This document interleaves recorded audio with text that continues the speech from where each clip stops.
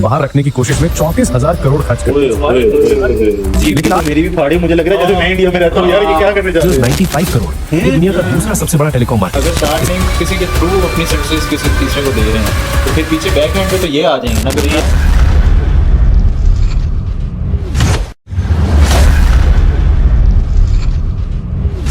Hello guys, welcome back to Pakistani reaction channel. मैं हूं आपका दोस्त उसामा। मैं हूँ शाबान। मैं हूं तसाम। ओके तो ये बड़ा स्टाइल बोलते हैं यार। कैरी मनाटी का छोटा भाई बालू बुलाते हैं ये लोग। बालू नहीं यार, ऐसे नहीं बोलो, ये मनुष्य है। बात तो सही है। और बाकी आज की वीडियो होने वाली है, मतलब ये हम ब्रेकिंग न्यूज दे रहे हैं। इंडिया में इंडिया में भी यकम ही बोलते हैं ना, 1 जनवरी को ये वीडियो रिलीज हुई है। और बड़ी ही मतलब एक ना मतलब जियो वालों के लिए और एयरटेल यूजर्स के लिए एक बहुत बड़ी न्यूज है, शॉक न्यूज है। शॉक न्यूज है। और ये कि एलन मस्क ने स्टारलिंक इंडिया में लॉन्च कर दी है और काफी रीजनेबल प्राइसेस में दिया है। जो लोग सोच रहे थे अमेरिका या यूके कनाडा की प्राइस में किया है, वो नहीं किया। कितने प्राइसेस हैं उसकी? हमारे पास उसकी सर्विसेज अभी अवेलेबल नहीं है, लेकिन जब भी होंगी हम लाजमी वो भी शेयर करेंगे अपनी ऑडियंस के साथ। तो चलते हैं, अभी देखते हैं कितनी प्राइस में किया है, क्या सीन है, क्या पैकेजेस हैं, या मतलब अंबानी और जो से एयरटेल, दूसरे एयरटेल को नाम नहीं आता मुझे, उसने मतलब क्या किया है इसके ऊपर। आइए देखते हैं, मजा आएगा। Elon Musk Starlink will offer satellite internet services in India. पिछले 2 साल में मुकेश अंबानी और सुनील मित्तल ने सिर्फ इलॉन मस्क को इंडिया से बाहर रखने की कोशिश में 34,000 करोड़ खर्च कर। लेकिन 8 दिसंबर 2025 को दोनों ने इलॉन मस्क के सामने हाथ जोड़ लिए, क्योंकि स्टारलिंक ऑफिशियली इंडिया में लॉन्च हो चुका है। 8,600 रुपए पर मंथ स्पेस से इंटरनेट। और ये अनाउंसमेंट सुनते ही मुझे लगता है जियो और एयरटेल का धंधा खतरे में आ चुका है, क्योंकि जिन लोगों ने इंडिया में सालों से इंटरनेट मोनोपोली बना रखी थी, आज वो एक ऐसी फॉरेन कंपनी के सामने झुक रहे हैं जो जमीन पर एक भी टावर नहीं लगाएगी, एक भी केबल नहीं बिछाएगी, बस स्पेस से तुम्हारे घर तक इंटरनेट देगी। लेकिन असली कहानी स्टारलिंक की प्राइसिंग की नहीं है। असली कहानी यह है कि अंबानी, जिन्होंने आज तक कभी किसी के सामने हार नहीं मानी, उन्होंने इलॉन मस्क के सामने कैसे हार मान ली। गवर्नमेंट ने क्यों उनकी 34,000 करोड़ की बात इग्नोर कर दी। और सबसे डेंजरस पार्ट जो तुम्हें कोई नहीं बताएगा, अगले कुछ दिनों में क्या होने वाला है, जो इंडिया की टेलीकॉम सेक्टर को हमेशा के लिए पलट देगा।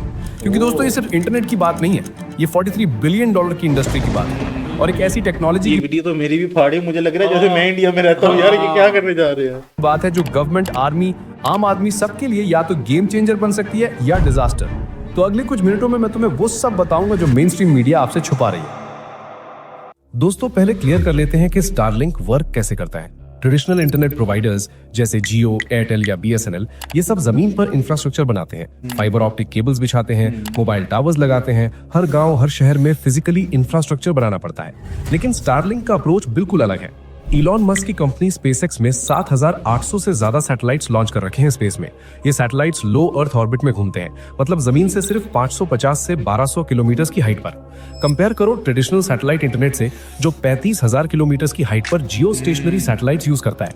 इस फर्क का मतलब है कि स्टारलिंक की लेटेंसी या डिले सिर्फ 20 से 40 मिली सेकेंड है। ट्रेडिशनल सैटेलाइट इंटरनेट में ये 600 मिली सेकेंड से ज्यादा होती है। रियल टर्म्स में समझो तो केन्या में एक यूजर ने रिपोर्ट की है कि उन्हें 100 Mbps से ज्यादा की स्पीड मिल रही है। मलेशिया में 200 Mbps, यूरोप और हंगरी में नॉर्मल डाउनलोडिंग स्पीड 135 Mbps। अब सोचिए, ये सब स्पेस से आ रहा है। कोई फाइबर केबल नहीं, कोई मोबाइल टावर नहीं, बस एक सैटेलाइट डिश चाहिए जो क्लियर स्काई को देख सके। लेकिन क्लियर स्काई बोला ना उसने, जिधर बारिशें होती हैं या मेघालय जैसी जगह है, उनके लिए कैसे वर्क करेगा फिर ये भी। लेकिन इंडिया में एंट्री इतनी इजी नहीं थी। स्टारलिंक को एंटर होने में 2 साल लग गए। अक्टूबर 2024 मुकेश अंबानी की रिलायंस जियो ने एक लेटर भेजा डिपार्टमेंट ऑफ टेलीकम्युनिकेशंस को। उनकी डिमांड थी कि सैटेलाइट स्पेक्ट्रम को ऑक्शन के थ्रू एलोकेट किया जाए, बिल्कुल वैसे ही जैसे 4G और 5G स्पेक्ट्रम ऑक्शन हुआ था। उनका आर्गुमेंट था कि अगर स्टारलिंक जैसी कंपनीज को स्पेक्ट्रम फ्री में या नॉमिनल प्राइस पर मिल जाए तो ये अनफेयर कंपटीशन है, क्योंकि जियो ने बिलियंस ऑफ डॉलर्स इन्वेस्ट किए हैं स्पेक्ट्रम ऑक्शन में। एक दिन बाद सुनील मित्तल, भारतीय एयरटेल के चेयरमैन, भी सेम स्टैंड लेते हैं। उन्होंने कहा कि सैटेलाइट कंपनीज को भी स्पेक्ट्रम ऑक्शन में पार्टिसिपेट करना चाहिए और सेम लाइसेंस फीस देने चाहिए। लेकिन इधर एक ट्विस्ट है। मित्तल का ऑलरेडी OneWeb में इन्वेस्टमेंट है, जो खुद एक सैटेलाइट इंटरनेट कंपनी है, और जियो का पार्टनरशिप है SES के साथ अपनी जियो स्पेस फाइबर सर्विस के लिए। तो सवाल यह है, अगर दोनों के पास ऑलरेडी सैटेलाइट वेंचर्स हैं, तो स्टारलिंक से प्रॉब्लम क्या है? जवाब सिंपल है, कंपटीशन। स्टारलिंक दुनिया की सबसे बड़ी सैटेलाइट इंटरनेट कंपनी है। 7,800 satellites, 6 million active users globally, $11.8 billion का एनुअल रेवेन्यू। जब ये इंडिया में आएगी तो सिर्फ रूरल एरियाज को टारगेट नहीं करेगी, ये urban backup internet, enterprise solutions, aviation, maritime सभी सेक्टर्स में कॉम्पीट करेगी। और गवर्नमेंट ऑफ इंडिया ने क्या किया? 16 अक्टूबर 2024 को टेलीकॉम मिनिस्टर ज्योतिरादित्य सिंधिया ने अनाउंस कर दिया, सैटेलाइट स्पेक्ट्रम ऑक्शन नहीं होगी। दूर दराज इलाकों में जहां हम लोग वायर नहीं ले सकते, लगा सकते, जहां हम टावर स्थापित नहीं कर सकते, वहां सैटेलाइट से ही कनेक्टिविटी बढ़ सकती है। इसका मतलब है गवर्नमेंट डिसाइड करेगी किसको क्या देना है, जैसे पूरी दुनिया में होता है। ये अंबानी और मित्तल की पहली बड़ी हार थी। इलॉन मस्क ने ट्वीट किया, थैंक यू इंडिया। लेकिन दोस्तों, इंडिया का टेलीकॉम मार्केट कितना बड़ा है? मार्च 2024 तक इंडिया में 121 करोड़ टेलीफोन यूजर्स थे, wireless users 117 crore, internet users 95 crore. ये दुनिया का दूसरा सबसे बड़ा टेलीकॉम मार्केट है। इस मार्केट में 3 मेन प्लेयर्स हैं। रिलायंस जियो 48 करोड़ सब्सक्राइबर्स के साथ market leader, revenue market share 42%। Bharti Airtel 29 crore subscribers, revenue market share 36-37%। और वोडाफोन आइडिया 12 करोड़ सब्सक्राइबर्स, लेकिन इनके यूजर्स कंटिन्यूअसली ड्रॉप हो रहे हैं। लेकिन यहाँ एक ट्विस्ट है जो सब कुछ एक्सप्लेन करता है। देखो, जियो और एयरटेल जैसी कंपनीज के लिए रिमोट एरियाज में काम करना फायदे की डील नहीं है। एक फाइबर केबल लाइन बिछाने का कॉस्ट लाखों में आता है। मोबाइल टावर लगाना, इलेक्ट्रिसिटी अरेंजमेंट, मेंटेनेंस, ये सब गांव में अवेलेबल करना मुश्किल है जब एक स्पेसिफिक एरिया में लोग कम होते हैं। लेकिन सैटेलाइट इंटरनेट के लिए कोई फर्क नहीं पड़ता, चाहे तुम मुंबई में रहो या लद्दाख में, सिग्नल वही सैटेलाइट से आएगा। बस आसमान साफ दिखना चाहिए। मोदी जी डिजिटल इंडिया की बात करते हैं, पर इंडिया में लगभग 63 करोड़ लोग अभी भी ऑफलाइन है। ये लोग मोस्टली रिमोट एरिया से होते हैं। ऑनलाइन पढ़ाई, नौकरी का फॉर्म भरना हो, सरकारी कोई भी काम, सब अब ऑनलाइन हो रहे हैं। लेकिन अगर इंटरनेट ही नहीं है तो डिजिटल इंडिया कैसे होगा? यहाँ पर सैटेलाइट इंटरनेट गेम बदल सकता है। भारत नेट प्रोजेक्ट जो फाइबर कनेक्टिविटी गांव तक ले जाने का वादा कर रहा है, उसमें डिलेज और फंडिंग इश्यूज हैं। 2.22 लाख ग्राम पंचायत में से सिर्फ 2.13 लाख रेडी हैं। और ग्राउंड रियलिटी ये है कि कई जगह इंफ्रास्ट्रक्चर तो है, लेकिन एक्टिवेशन नहीं। स्टारलिंक इस गैप को फिल कर सकता है, और यही वजह है कि गवर्नमेंट ने स्टारलिंक को इंडिया में वेलकम किया है। लेकिन दोस्तों, एक ध्यान देने वाली बात यह भी है कि स्टारलिंक का प्राइस 8,600 रुपए पर मंथ है। ये सुनने में महंगा लगता है, स्पेशली जब जियो का फाइबर प्लान 999 रुपए से स्टार्ट होता है। लेकिन पर्सपेक्टिव मैटर करता है। स्टारलिंक का टारगेट आम लोग नहीं है, अमीर लोग, कंपनीज और रिमोट एरियाज ये टारगेट है। एक और भी चीज हो सकती है ना यार, कि इससे लिया 8600 रुपीज पर मंथ के ऊपर पैकेज, और आगे अपने गांव में बाकियों से सब्सक्रिप्शन छोटी छोटी 100 रुपए, 50 रुपए में डिस्ट्रीब्यूट कर दिया। ये भी हॉटस्पॉट जिसे हम कहते हैं, मिलता जुलता, या कोई बूस्टर, सिग्नल बूस्टर टाइप को लगा दें। उसामा भाई का एक तेल की कंपनी जो समंदर में ड्रिल करती है, एक शिपिंग कंपनी जिसके जहाज इंडियन ओशन में है, एक होटल जो हिमाचल के पहाड़ों में है, इनके लिए स्टारलिंक परफेक्ट सोल्यूशन है। ग्लोबल कंपैरिजन देखो तो इंडिया की प्राइसिंग कंपेटिटिव है। अमेरिका में स्टारलिंक का प्लान $120 महीने का है, मतलब 10,000 रुपए के आसपास। हार्डवेयर $499, लगभग 42,000 रुपए। इंडिया में दोनों साइड स्लाइटली सस्ता है, लेकिन प्राइस की खबर तो सिर्फ ट्रेलर थी। असली कहानी मार्च 2025 में शुरू हुई, जब एक बड़ा ट्विस्ट आया। भारती एयरटेल ने अचानक अनाउंस किया कि वो स्टारलिंक के साथ मिलकर काम करेगी, और लिटरली अगले ही दिन रिलायंस जियो ने भी बिल्कुल सेम अनाउंसमेंट कर दी। ये क्या? जियो और एयरटेल जो स्टारलिंक को इंडिया से बाहर रखना चाहते थे, अब उनके पार्टनर्स बन गए। बड़ा हरामी हो। ये क्लासिक बिजनेस ट्रिक है, अगर हरा नहीं सकते तो साथ हो जाओ। हाँ, देखो, सही अंबानी बात। और मित्तल ये समझ बड़ा गए अच्छा कि decision है स्टारलिंक इनका। का इंडिया आना अब पक्का है। इस पार्टनरशिप से जियो और एयरटेल का फायदा भी क्लियर है। स्टारलिंक का इक्विपमेंट और सर्विस उनके मैसिव रिटेल नेटवर्क के थ्रू बेचेंगे। जियो के 1000 प्लस स्टोर्स है और एयरटेल की 1500 प्लस। ये फिजिकल प्रेजेंस स्टारलिंक को खुद बनाना पड़ता, जो टाइम और पैसा दोनों मांगता। कस्टमर की जानकारी भी उनके पास रहेगी। जो भी कस्टमर जियो या एयरटेल के थ्रू स्टारलिंक लेता है, उसकी डिटेल्स उनके डेटाबेस में होगा। और गांव में इंटरनेट का सोल्यूशन भी मिल गया। दोनों कंपनीज को पता है कि पूरे इंडिया में फाइबर इंफ्रास्ट्रक्चर बनाना इम्पॉसिबल है। सैटेलाइट इंटरनेट एक हेल्प बन सकती है उनके एग्जिस्टिंग कनेक्शंस के साथ, लेकिन एक बड़ा रिस्क भी है जिसे इग्नोर नहीं कर सकते। स्टारलिंक पूरी दुनिया में सीधे कस्टमर को सर्विस देती है। क्या गारंटी है कि परमिशन के बाद वो अकेले ऑपरेट नहीं करेगी? पार्टनरशिप का अग्रीमेंट में क्या टर्म्स है ये पब्लिक नहीं है, लेकिन हिस्ट्री देखोगे तो पता चलेगा कि इलॉन मस्क अपना कंट्रोल कभी नहीं छोड़ता। ये टेम्पररी अरेंजमेंट हो सकती है। स्टारलिंक, अगर स्टारलिंक किसी के थ्रू अपनी सर्विसेज किसी तीसरे को दे रहे हैं, तो फिर पीछे बैक हैंड पे तो ये आ जाएंगे ना, फिर भाई front hand पे आईफोन वाले एप्पल स्टोर के थ्रू अगर बेचते हैं तो एप्पल स्टोर मेरा नहीं ख्याल कि इंडिया में खुद एप्पल ओन करता होगा, लोकल डिस्ट्रीब्यूटर को ही वो कॉन्ट्रैक्ट देते होंगे जो बनाता होगा लीजिंग पे। मैकडोनल्ड, KFC जिस तरह ये सारे ऑपरेट करते हैं वैसे ही ऑपरेट करेंगे, बस वो अंडर लोकल जो पर्सन होगा उसकी ऑपरेट करेंगे जब तक स्टारलिंक इंडिया में सेटल नहीं हो जाता। लेकिन स्टारलिंक की एंट्री से इंडिया में इतना बवाल क्यों मचा है? अब समझो कि स्टारलिंक के आने से रियल में क्या इंपैक्ट पड़ेगा। कंपटीशन तो आएगी ही, जियो और एयरटेल का इंडियन टेलीकॉम मार्केट में रहना चैलेंजिंग हो जाएगा। अभी फिलहाल दोनों कंपनीज मिलके 81% मार्केट कंट्रोल करती हैं। प्राइस जब चाहे बढ़ा देते हैं। जुलाई 2024 में रेट हाइक देखा था ना, प्रीपेड प्लान्स 20 से 25% महंगे हो गए थे एक रात में। लेकिन जब तीसरा सॉलिड ऑप्शन आएगा, स्पेशली एक ऑप्शन जो हर जगह इक्वली काम करता हो, तो मार्केट की पूरी दुनिया बदल जाएगी। प्राइस पे प्रेशर आएगा, सर्विस क्वालिटी अच्छी करनी पड़ेगी वरना लोग स्विच कर जाएंगे।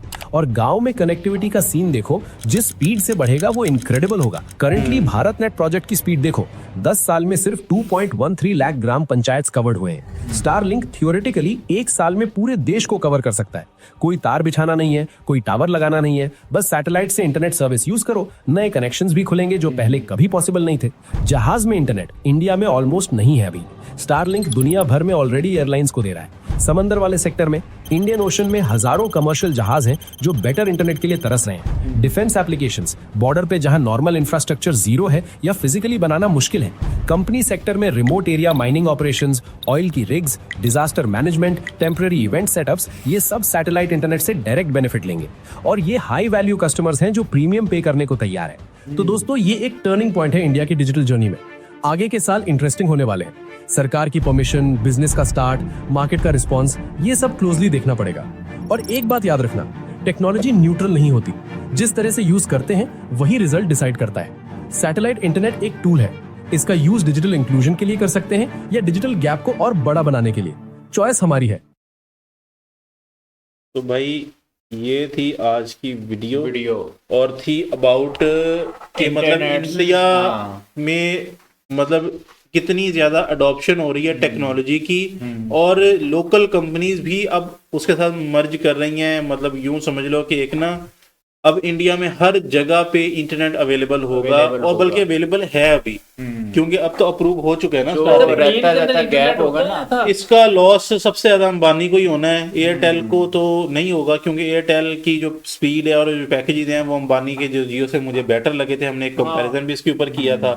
और तो फिर ज्यादा लॉस मस्क भैया जो से हैं अब वो इंडिया को भी कंट्रोल किसी हद तक कर ही लेंगे। लेकिन सबसे बड़ी जो एक लूप होल है वो ये है कि अब मिलिट्री ग्रेड या शिप्स में अगर ये लोग स्टारलिंक को यूज करते हैं तो डाटा चोरी होने के चांसेस नहीं है। जिस तरह इंडिया में टिकटॉक पे बैन लग चुका था कि चाइनीज अभी भी मेरे ख्याल बैन ही है कि चाइना जो सा है इंडिया का डाटा चोरी कर रहा था। सिमिलरली क्या स्टारलिंक इंडिया का डाटा चोरी करके अमेरिका को नहीं देगा? देखना पड़ेगा एट द एंड ना। गवर्नमेंट इसके लिए भी कोई सिस्टम बनाएंगे ना, कोई सिस्टम लाजमी बनाएंगे। और ये जो एयरटेल और जियो बीच में लेकर आए हैं ना, इसके पीछे भी बहुत बड़ी गेम होगी। यही गेम है इसके पीछे के भाई हमारे अपने बंदे उन पे पूरी नजर रख के बैठे हैं ना उस सिस्टम के साथ। ये देखें बिजनेस माइंड का उनका क्या दिमाग है, तो मतलब वो दूसरी कंपनी के साथ अपने साथ डाल के अपना काम कर रहे हैं, वरना उनको लॉस था ना अंबानी को, उन्होंने वो तो होना था। लेकिन जहां तक वीडियो की बात करें और मुझे तो वीडियो बहुत अच्छी लगी, बहुत इन्फॉर्मेटिव थी।